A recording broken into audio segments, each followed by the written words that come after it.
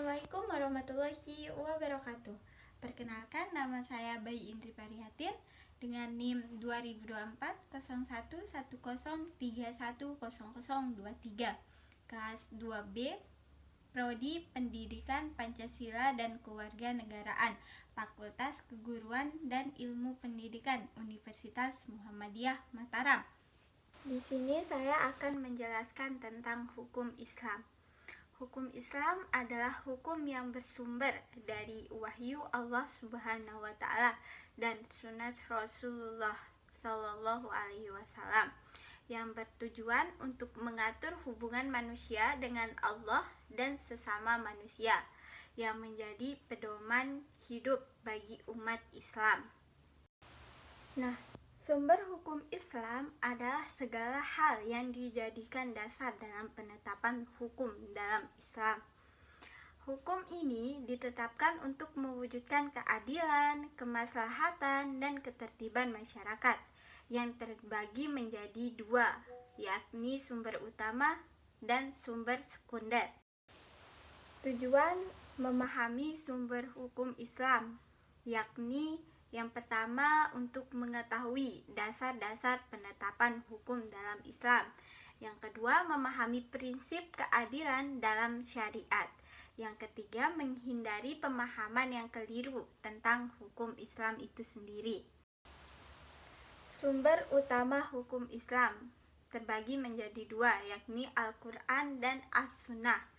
Nah, Al-Quran adalah kitab suci yang merupakan wahyu langsung dari Allah.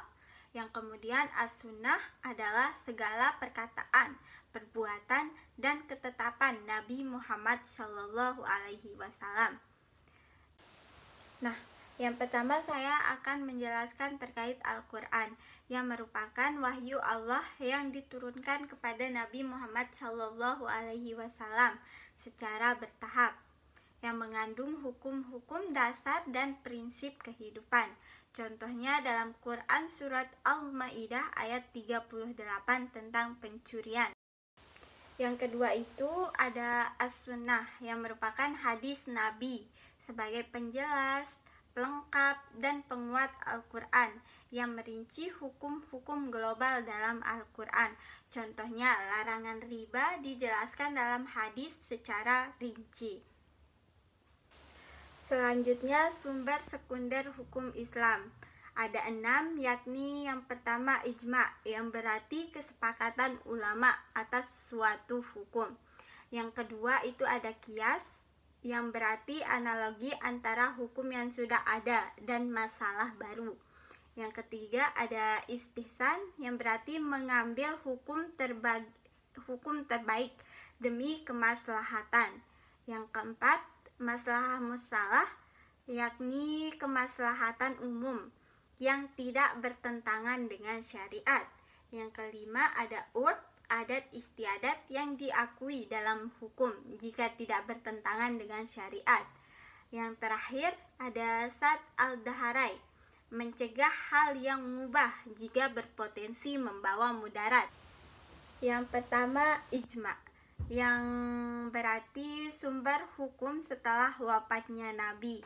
Contohnya seperti kesepakatan atas kewajiban salat 5 waktu. Yang kedua ada qiyas, yang berarti menyamakan suatu kasus baru dengan yang sudah ada sebelumnya karena memiliki sebab hukum yang sama. Seperti contohnya mengkiaskan narkoba dengan khamar. Lalu yang ketiga ada istihsan, yang berarti menyisihkan qiyas demi manfaat yang lebih besar. Contohnya pembolehan akad salam dalam perdagangan. Lalu yang keempat itu ada maslahah mursalah, yang berarti tidak disebutkan secara eksplisit dalam nas. Yang contohnya itu ada penetapan SIM dan peraturan lalu lintas. Yang kelima itu ada urf atau adat, yang berarti praktik umum yang berlaku dan tidak bertentangan dengan syariat. Contohnya tata cara jual beli lokal yang sah selama sesuai prinsip Islam. Nah, yang terakhir itu ada Sadd al-Daharai, yakni menutup celah menuju kerusakan. Contohnya larangan menjual senjata pada masa konflik.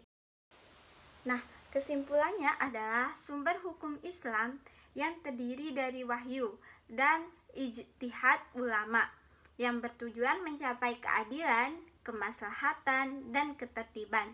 Yang penting dipahami agar umat tidak salah dalam mengamalkan ajaran Islam. Sekian, hanya ini yang bisa saya sampaikan terkait sumber hukum Islam. Kurang lebihnya saya mohon maaf. Wabillahi taufiq wal hidayah. Wassalamualaikum warahmatullahi wabarakatuh.